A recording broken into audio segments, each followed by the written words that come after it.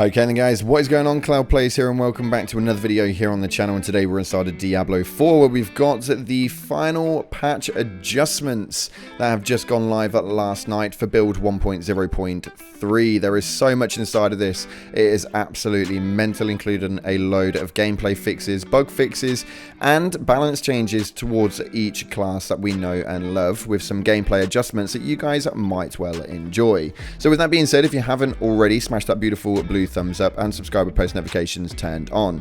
Me myself, I am a necromancer and my shadow build is not really that strong, although works well on hordes, doesn't do too well on bosses. So massive shout out to this player right here, Crumpirco, who most of people that I generally invite, whether it's just normals or locals, don't generally tend to join in, as they don't really like to support people when it comes to just random invites, regardless of whether you explain it or not. But this guy was more than happy to jump in and help me, so a massive shout out to this dude. And just a reminder for you guys out there, let's support the community, and if people do need help, let's make sure that we send out a helping hand. You never know who you might be helping, and they may well appreciate it. Now let's dive on into some news inside of Diablo 4. Starting off with the gameplay adjustments, there is a lot before this point, including fixes, miscellaneous changes to the UI, quests, local co-op, and I'll leave the link down in the description if you guys want to check that one out. But they are just generally small bug fixes to certain quest lines and the way that things blip out inside of the UI and stuff like that. So we're not going to dive too much into that. We're going to start off with the gameplay adjustments right now, where they've managed to change the experience reward. So they've significantly increased the experience awarded for completing Nightmare Dungeons, which was definitely needed. They've also significantly increased the XP gained from killing monsters in Nightmare Dungeons. So again, the XP ride is going to be more than healthy inside of Nightmare Dungeons now. Helltide chests now provide substantially more bonus experience when opened, and significantly increased reward experience from completing individual whispers across the board.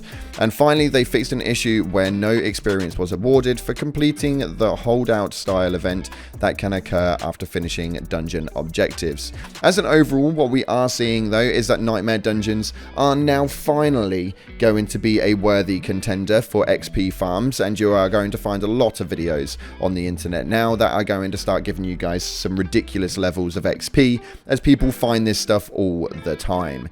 Going into the general changes though, the Helltide roaming bosses will now more consistently drop higher quality loot, which is always nice, and players can now teleport to their Nightmare Dungeon directly through the map. Again, also really bloody helpful, and these are some decent changes to the gameplay if you want my honest opinion. The weekly bonus caches from world bosses no longer have a level requirement for opening, which again is quite good because the world bosses are a little bit few and far, and unless you are up at certain times, the likelihood of you going against one and finding any is relatively slim, to say the least, with it having a time scale to the world bosses. Now there is a developer's note on this one where it says we are currently working on increasing the monster and elite density of endgame content and plan to introduce this change early in season 1, which is really good as well, because that should really help boost the XP farmings inside of Nightmare Dungeons and stuff, with it having a more of an elite density of endgame content. This for me is a really good call and a brilliant change, to say the least. Now we do have some balance changes though towards all of these characters, and there is quite a lot to get through here, which is why we didn't talk about the main bug fixes, else we'd have like a 20-minute video on our hands. But before we get into those, the developers' notes are here. We are continuing our effort to make all classes build feel fun and powerful with another round of balance updates. In particular, we have seen community feedback stating that basic skills aren't impactful enough in combat. These changes will not change the fundamental relationship between basic skills and core skills, but we hope that they help smooth out the leveling experience while we explore additional ways to strengthen them. We are also increasing the power of some skills that are lagging behind their peers. As we look forward to the future updates, we're monitoring other heavily discussed topics such as minion survivability and build partially. Please keep sending us your feedback and we'll see you in Sanctuary. Now this is really interesting because actually there was quite a large discussion on the basic skills, and Asmongold really did hone in on that part because he said that it just didn't feel very good at all and it felt quite lackluster and he didn't really enjoy using it. So it's quite nice to be able to see that they are genuinely listening to creators or to the general public or even just as the consumers of a casual gamer and taking into consideration how it is that we kind of want to play the game. So that's really nice to see indeed. But diving into the class changes, starting off with Barbarians, there is a lot to go through here, guys, and we are just going to reel off these numbers. So the base damage increased from 30 to 33%, and Furies generated increased from 9 to 10 on the lunging strike. With Bash, Fury generated increased from 10 to 11, and they've enhanced Bash's Fortify increase from 10% to 20%, which was really, really nice. We've got a lot of other small percentage changes, such as with Frenzy and Flay. So the base damage increased from 20 to 22% with Frenzy, and the bleeding base damage increased from 36% to 40, with a Fury generated increase from 9 to 10, and enhanced Flay's vulnerable chance increase from 10 to 15%, all on Flay. We've got double swing though here, with a base damage increase from 36 to 40%, and Kick has got a cooldown reduction from 17 to 13 seconds, which will make all the difference if you guys utilize this perk. And this one right here is a really big percentage jump, with the base damage dealt to enemies knocked back into terrain increased from 54% to 70%. And with Charge, they've enhanced Charge's base damage dealt to enemies knocked back into terrain increased from 15 to 30%. That's a double increase right there. And with Leap, we've got Mighty Leap shown increased from 50 to 70%, with Iron Skill actually having an enhanced Iron Skin's barrier increase from 10 to 20% of maximum life. Finalizing this though, we have got some changes to Iron Maelstrom, which is quite interesting to be fair. The cooldown reduction from 60 to 45 seconds, with Prime Iron Maelstrom bonus critical strike chance increased from 10 to 30%, and the critical strike damage increased from 20 to 40%, which is actually really, really good. And then we've got Bounding Slam, which has had a massive increase in number generation right here, with the base damage increase from 75 to 112%. Now with legendary aspects though, the developers have put a note in here. The below include changes to flat damage legendary aspects, and these effects scale with item power. For example, at 820 item power, Bull Kathos Earthquake increased from 1742 to 3404 to 2687 to 3717 damage. So that is a massive jump on its own, being at about 1,000 in difference on the base of it at least, to actually having a nice increase there at its maximum peak point. And as you can see right here, we're just going to put those items up on screen because there's a lot of numbers into that, but there's a lot of changes that they've made when it comes to specific things. This for me is really, really good, and I think that this is something that they really needed to do. We've been waiting for this patch for quite some time now, and we've seen nothing but nerfs, but it's nice to see some buffed numbers to be able to make the difference to the characters. Moving on to the druids though, we have got some more changes right here. Doesn't feel like we've got as much, but we're going to pop them up all the same.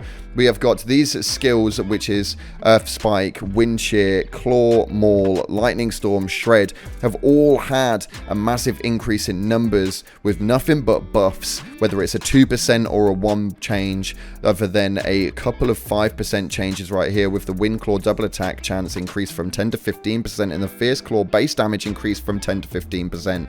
It's really nice to see that they've made some real big alterations. Some of the other bigger numbers though that we're seeing is with Shred. So Raging Shred's base damage increased from 51 to 70%, and we've also had the Primal Shred bonus critical strike damage increase from 20 to 30%. On top of that though, they have just continued this damage buff, which is crazy, with Wolves, Hurricanes, Rabies, Catalysm. This is crazy. They have done nothing but massive bonuses indeed, including a load of passives where the Bestial Rampage attack speed has gone from 20 to 25 and the damage bonus from 20 to 30. This is great.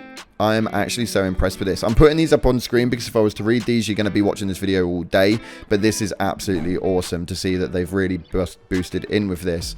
Now, with the Necromancer, this is the character that I use the most. So it'll be interesting to see what we've got going on here. But with a load of changes to Reap, Decompose, Hemorrhage, Bone Splitters, Sever, Bloodlance, Bone Prism, and Iron Maiden. We've got a lot of different changes that you guys are going to be able to witness on screen right now, with a lot of buffs. Like I say, no nerfs in this patch at all by the looks of things, nothing but increases. So that's really good to see that they are finally listening to the community that they've got at hand, with some more changes going through to the Corpse Tendrils, the Bone Spikes, the Raised Skeletons and Golems, where the minions will now always engage targets with a cast cursed, which is something that I can say was a real big issue. They would just kind of like wander off and do their own thing. But we've got a load of different passives as well here, and legendary aspect changes that you guys can see for the Necromancer that just works really, really well. Now, looking at the Rogue, on the other hand, doesn't seem to be many changes at all for this, which was a little bit disappointing. I know that the Rogue really is quite a strong character class indeed, and it has been one that a lot of people really are moving into, and it's actually the next character I really want to work at. But this is a bit of a shame to see that there's not many changes to this class at all, although there is only one passive, which has a damage bonus increase from 20 to 30% with close quarter combat. And then we've got a load of legendary aspects, which is literally 2 of them, and an item change.